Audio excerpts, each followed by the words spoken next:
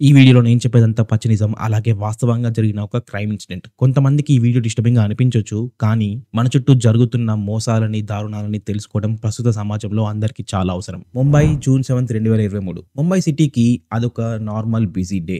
ముంబై వాసులంతా చాలా బిజీగా ఎవరి పనిలో వాళ్ళు మునిగిపోయి ఉన్నారు. అసలు ప్రపంచంతో సంబంధమే లేనట్టుగా చాలా బిజీగా ఉన్నారు. కానీ గీతానగర్ మిర్రర్ రోడ్‌కి చెందిన ఒక అపార్ట్మెంట్‌లోని జనాలంతా మాత్రం చేస్తున్న పనులన్నీ ఆపేసి వాళ్ళ అపార్ట్మెంట్‌లోని 7th ఫ్లోర్‌లో ఉన్న ఫ్లాట్ నంబర్ 704 వైపు చాలా కంగారుగా, అలాగే కొంచెం కుతూహలంతో కళ్ళు పెద్దవిగా చేసుకొని చూస్తున్నారు. ఎందుకంటే ఆ రోజు ఫ్లాట్ నంబర్ 704 ముందు పోలీసులు నిల్చొనున్నారు. అండ్ ఆ ఫ్లాట్ నంబర్ 704 డోర్‌ని పోలీసులు తెరవబోతున్నారు. ఆ డోర్‌కున్న తాళాన్ని బద్దలు కొట్టి పోలీసులు లోపలికి వెళ్లారు. డోర్ తెరిచి లోపలికి వెళ్ళగానే భరించలేనంత చెడు వాసన ఒక్కసారిగా పోలీసుల మొహానికి తాకింది. ఆ స్మెల్‌ని భరించలేక పోలీసులందరూ ముక్కులకు మాస్కుల్ని కట్టుకున్నారు. లోపలికి వెళ్ళిన వెంటనే ఆ ఫ్లాట్‌ని సెర్చ్ చేయడం మొదలుపెట్టారు. ముందుగా హాల్‌ని, ఆ తర్వాత మాస్టర్ బెడ్‌రూమ్‌ని సెర్చ్ చేశారు. హాల్‌లో అండ్ మాస్టర్ బెడ్రూమ్ లో ఈ చెడు వాసనకి సంబంధించిన ఎలాంటి ఆనవాళ్లు వాళ్ళకు దొరకలేదు. ఆ తర్వాత పోలీసులు సెకండ్ బెడ్రూమ్ లోకి వెళ్లారు. అండ్ అక్కడ బెడ్ మీద ఉందని చూసి పోలీసులు షాక్ అయ్యారు. ఈ సెకండ్ బెడ్రూమ్ లో ఉన్న బెడ్ ఒక బ్లాక్ కలర్ ప్లాస్టిక్ కవర్ తో కంప్లీట్ గా కవర్ చేసి ఉంది. అలాగే అదే బెడ్రూమ్ లో ఒక ట్రీ కట్టర్ మెషిన్, అలాగే ఒక ఎలక్ట్రిక్ చైన్ సా మెషిన్ పోలీసులకు దొరికింది. ఈ సీన్ ని చూడగానే పోలీసులకు వాళ్ళు వెతుకుతున్నది ఆ బెడ్ కిందనే ఉంది అని అర్థమైంది. వెంటనే మంచం కిందకు వెళ్లి అసలు కింద ఏముందని చూడడానికి ట్రై చేశారు. కానీ పోలీసులకు అక్కడ ఏమీ దొరకలేదు. ఇన్ఫాక్ట్ ఆ రూమ్ అంతా చాలా క్లీన్ గా నీట్ గా ఉంది. ఇక మిగిలింది కిచెన్ ఒక్కటే. సో కిచెన్ వైపు వెళ్లారు పోలీసులు. లోపలికి వెళ్ళగానే అక్కడున్న దృశ్యాన్ని చూసి ఎంతో ఎక్స్పీరియన్స్ ఉన్న పోలీసులు కూడా షాక్ అయ్యారు. ముఖ్యంగా ఒక కానిస్టేబుల్ ఉన్న చోటనే వామిటింగ్ చేసుకున్నాడు. అంత దారుణమైన ఒక క్రైమ్ సీన్ ముంబై హిస్టరీలోనే పోలీసులు ఎప్పుడు చూడలేదు. కిచెన్ లో పోలీసులకు 3 బకెట్లు కనిపించాయి.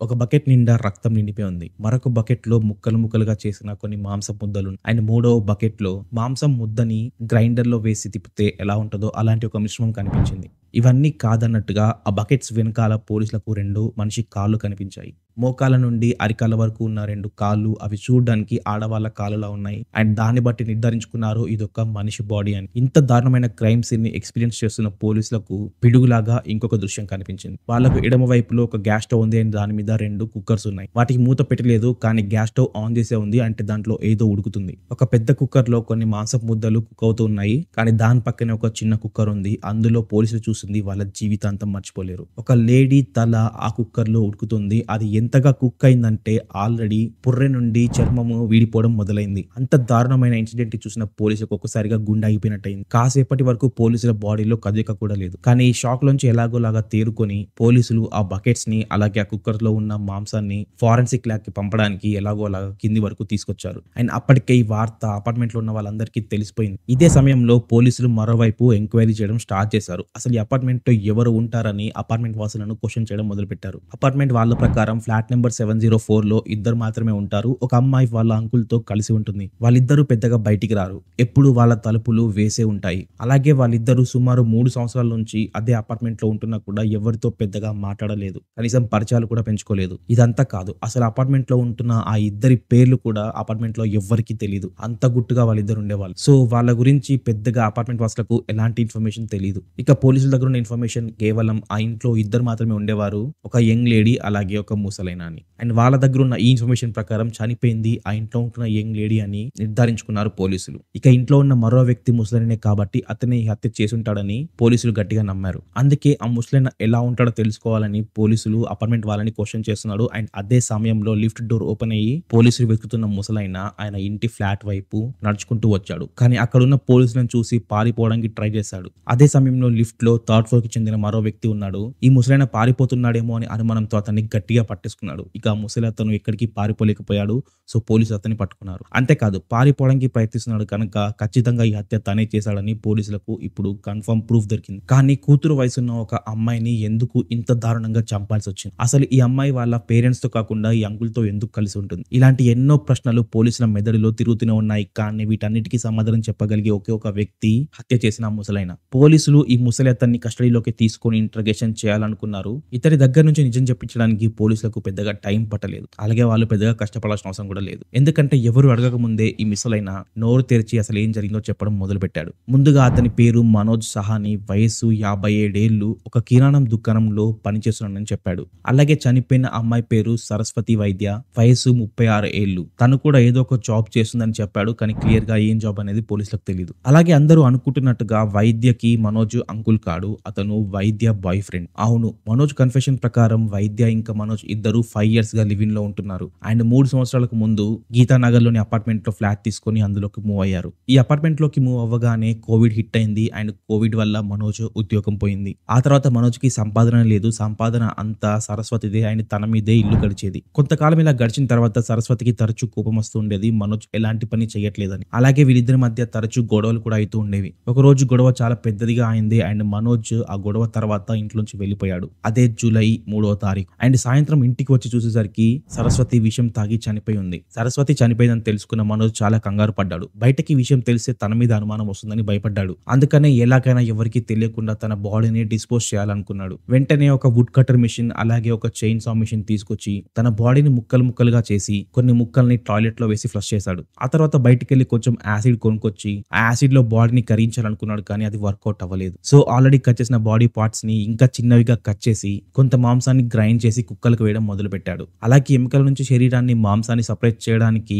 ఈజీగా ఉంటుందని బాడీని ఉడకబెట్టడం మొదలు పెట్టాడు. అండ్ ఈ ప్రాసెస్ లోని అపార్ట్మెంట్ లో ఉన్న వాళ్ళకు చాలా చెడువాసన వచ్చి పోలీసులకు కంప్లైంట్ చేశారు. ఆ తర్వాత జరిగిందంతా మీకు తెలుసు. ఇదే మనోజ్ పోలీసులకు చెప్పిన స్టోరీ. కానీ ఈ స్టోరీ నమ్మడానికి పోలీసులకు చాలా కష్టంగా అనిపించింది. బట్ ఈ హత్య కేసులో ఎలాంటి సాక్ష్యాలు లేవు. కనీసం డెడ్ బాడీ కూడా పోస్ట్ మార్టం చేసే పరిస్థితిలో లేదు. అందుకని పోలీసులకు మనోజ్ చెప్పేది నమ్మడం తప్ప వేరే ఆప్షనే లేదు. సో మనోజ్ చెప్పిందంతా రాసి పోలీసులు మనోజ్ ని కోర్టులో సబ్మిట్ చేశారు. కోర్టు పోలీసులకు 10 days టైం ఇచ్చింది అసలైన నిజమేంటో తెలుసుకొని మనోజ్ కి సరైన శిక్ష వేయాలని. ఆ తర్వాత మరుసటి రోజు పోలీసులు మళ్ళీ మనోజ్ ని క్వశ్చన్ చేయడం స్టార్ట్ చేశారు. కానీ మనోజ్ మళ్ళీ చెప్పిన స్టోరీయే చెప్తూ వచ్చాడు. అదే సమయంలో పోలీసులకు మనోజ్ ఫోన్ లో ఇంట్రెస్టింగ్ గా ఒక క్లూ దొరికింది. మనోజ్ ఫోన్ చెక్ చేస్తున్న పోలీసులకు మర్డర్ మోటివ్ కి సంబంధించిన ఎలాంటి క్లూ దొరకలేదు. కానీ తన ఫోన్ లోని క్రోమ్ లో హిస్టరీ చెక్ చేసినప్పుడు పోలీసులకు కొంచెం హిస్టరీ డేటా దొరికింది అండ్ దాని ద్వారానే మనోజ్ మర్డర్ చేశాడని అర్థమైంది. ఎందుకంటే మనోజ్ జూన్ 1 మరియు 2వ తారీఖులలో మనుషులని ఈజీగా చంపగలిగే పాయిజన్ ఏంటి, తను ఎలా తయారు చేయొచ్చు, ఇలాంటివన్నీ సెర్చ్ చేశాడు. సో దాని ద్వారా ఈ హత్య మనోజే చేశాడని పోలీసులకు అర్థమైంది అండ్ అదే ప్రూఫ్ తో మనోజ్ ని క్వశ్చన్ చేయడం స్టార్ట్ చేశారు. ఈసారి మనోజ్ నిజం చెప్తానని మళ్ళీ నోరు విప్పాడు. అండ్ ఈసారి మనోజ్ చెప్పిన స్టోరీలో తన ఏజ్, తను పనిచేస్తున్న ప్లేస్,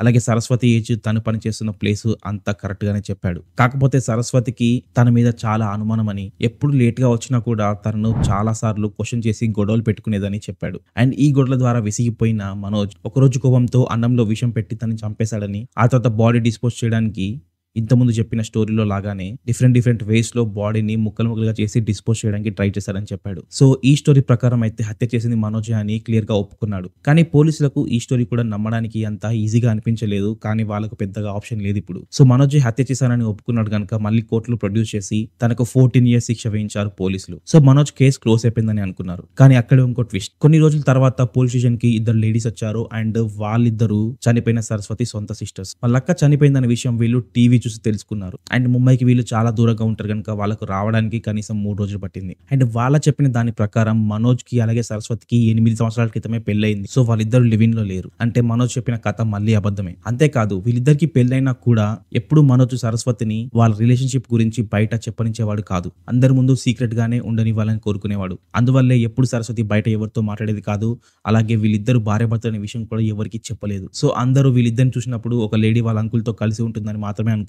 సో ఈ విషయం తెలుసుకుని ఆల్రెడీ షాక్ లో ఉన్న పోలీసులకు మరొక షాక్ తగిలింది. ఏ ఖైదీనైనా జైల్ కి మార్చే ముందు అతనికి హెల్త్ చెకప్ చేయిస్తారు. అండ్ మనోజ్ హెల్త్ చెకప్ లో తనకు HIV పాజిటివ్ అని తెలిసింది. ఇప్పుడు కన్ఫర్మ్ గా పోలీసులకు అర్థమైపోయింది మనోజ్ చెప్పిన స్టోరీ నిజం కాదు, అసలు కథ వేరే ఏదో ఉంది. కానీ ఆ తర్వాత ఎన్నిసార్లు ఇంటర్గేట్ చేసినా కూడా మనోజ్ నోరు విప్పలేదు. తను ఆల్రెడీ చెప్పిన స్టోరీని మళ్ళీ చెప్పుకుంటూ వచ్చాడు. అండ్ బయట ఎంక్వైరీ చేసినప్పుడు మనోజ్ మీద ఎలాంటి బ్యాటరీ మార్క్స్ కూడా రాలేదు.